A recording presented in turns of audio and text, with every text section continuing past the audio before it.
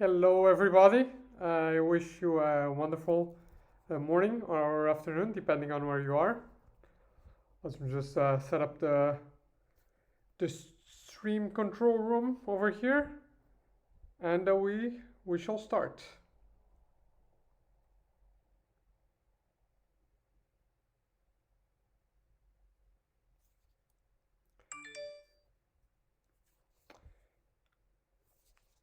One second. This does not seem to be working.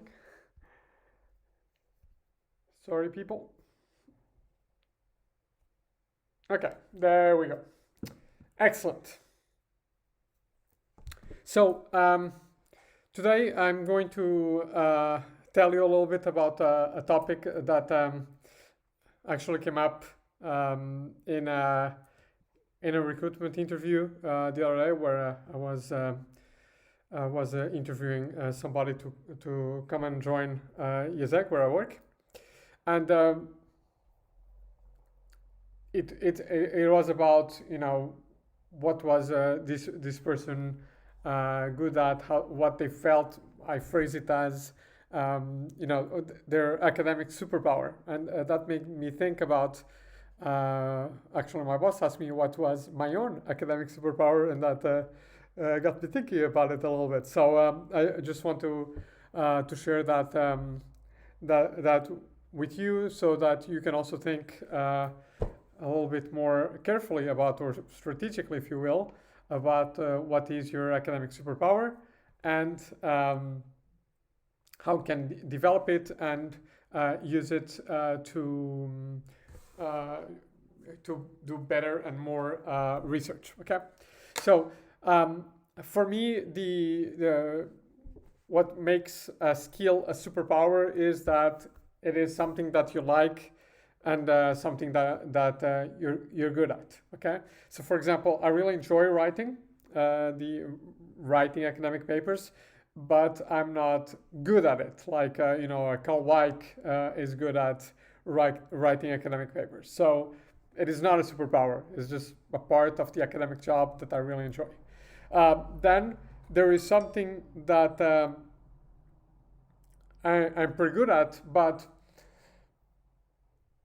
I don't like, in the sense that I think this is how I'm really expressing myself as a scholar, and that is collecting data, right? I'm pretty good at finding super cool and interesting data sources, but it's, if you told me, do you want to collect data or sit down and write and analyze it, I prefer to sit down and write and analyze it. Although I always had a great time collecting data in the field. Okay, so what is my academic superpower? Okay, my academic superpower is framing. I'm very good at coming up with ambitious and original and creative frames for my research. Okay, now some of those frames have been good enough that they have transitioned to throughout the review process. For example, I have a paper on transfiguration work, and that was in the original first draft of the manuscript. But then other frames don't go through a peer review process. So my paper on the dramaturgical production of performance data was not about the dramaturgical performance production of performance data at the beginning. Okay, but that frame was good enough and creative enough to get that paper a first revise and resubmit decision at MS Quarterly. So it did a job, right? So that's my superpower. And actually, the paper that I'm live writing now, if you've seen the streams that I've done, it's this sort of like literature review on remote work arrangements. This paper was basically my co-authors. They did a literature review on this topic, and they submitted it, and it got rejected on the second round. And then they came to me and asked me you know, what can we do about this? And I came up with this idea of using the literature review to adjudicate between the effects of control and autonomy in remote work arrangements. Okay, so that was my contribution. I came up with a way of transforming a frame to transform what was a literature review into a theory piece. Okay, that's what I do well. Now, sometimes I can get too creative and too ambitious with my ideas, and they don't work, and they get rejected. It happens. So that doesn't mean like my superpower or your superpower is infallible, but it is something that I do well, that I like doing, and that has been extremely successful in the past in getting papers published in the very top journals. Okay, so now the question is, how do you build this? And the first thing is, maybe you already have it, right? So just like me, like I never thought about this before. I just thought about it because I had this job interview, right? And my boss asked me, right?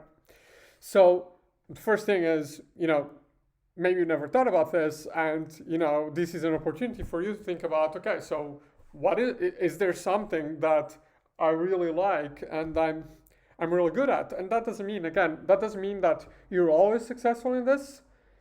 It just means that you are successful enough that this is a superpower, right? Even Batman and Superman lose, and Wonder Woman and lose fights, right? So yeah. So first thing is, maybe you already have this, right? So just take some time and think about this. But if you don't feel you already have a superpower, then the quickest way to build one is to read on and to train a skill that you like. Okay, it's difficult to force ourselves to like something. So read and train something that you already like, right? So if you like writing, just work on your writing. And writing is an amazing superpower. I mean, if you've never read a Carl White paper, read one. These things are beautifully written. And I know this was in the older days, and I published in the older days, so I know. But Carl White is it's just so beautifully written. John Van Manen, beautifully written stuff, and beautifully written stuff publishes. Even if the data are not so good and so on. I don't mean to say, but for example, Carl White has a piece on ASQ that is based on news clips. You really need to do something around it. And obviously, he's a great theorist, but there are plenty of great theorists that come to mind that are really suck at writing, and that is an obstacle to their publication record. So just again, read and train on the part of the academic job that you like to do. I would argue that it needs to be obviously a valuable part of the academic job, but this is like really tough to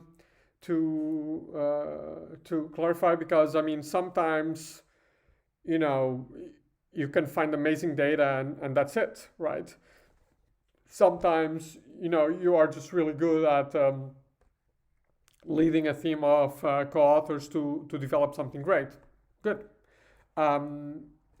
So it needs to be something that is useful, of course, but first and foremost something that you like, because that means that it won't be a burden to do this. Okay, so I'll tell you what I did and what I do to sort of hone my superpowers of framing. What I do is I read very broadly, like really, really broadly. Okay, and I got lucky with this, and I think this was my key insight from my key learning from my PhD education at MIT. It was that um, it was the advantage of reading across fields. So I read a lot of anthropology, read a lot of sociology, and so on. But I also have a super broad understanding of the field of management, and that is super important because um, so it's like a minor superpower of my framing superpower, but it just when you get a revisor submit and you have like 6 months to revise a paper and you need to do a full rewrite on the theory section, it really helps if you have a broad range of theories that you can drop on. So this is what I do. Obviously, if writing is your thing, then learn to write better. If data analysis is your thing, then just make sure you're up to date with the latest methods and that you're super good at it or super quick at it if it's qualitative data. But just train. Basically, the key message is train something you like, because skills can be acquired, but tastes cannot. Good. So and then so you have this superpower. What do you do with it? What can you do with it? Okay. So the first thing is about selecting co-authorships and making yourself visible to co-authors, right? So ideally, for me, I match better with co-authors that can do let's say the sort of the middle of the paper, sort of like the data analysis and results section, while I can work around it. So doing the theoretical framework, or working with people that are super talented writers. I haven't worked with anybody like that in the past, or published. I have worked with super talented writers, but not published with them in the past. But because that's a bit of a weakness. I'm still really sometimes really complex writer, although work a little bit on it. So if you're very good at methods, just work with people that already have the data and people that already have the theory, right? Just obviously do not work with somebody who's also really good at methods, because then you'll fall short on the rest of the paper. Okay. Second thing that you have to do with your superpower is time allocation. Okay. So most of the time in a research project and in a paper needs to be allocated to your superpower. Okay. So my favorite example is Carl Weick. When I was applying for PhD programs, I actually got admitted to Carl Weick's group at the University of Michigan, and he said something that always stuck with me. He told me that he would spend at least 3/4 of his time on writing, on the writing, okay, not on the idea development, on the writing.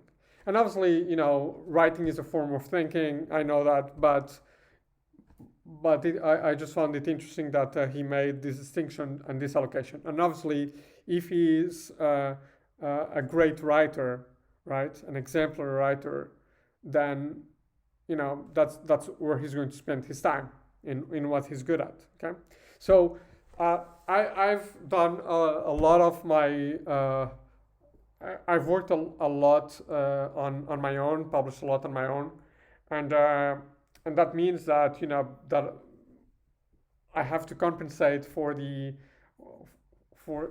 skills that I don't have, right? So for everything else that is not the framing. So what I learned to do is I basically imitate. At the beginning, I basically imitated other people, how other people, for example, reported data.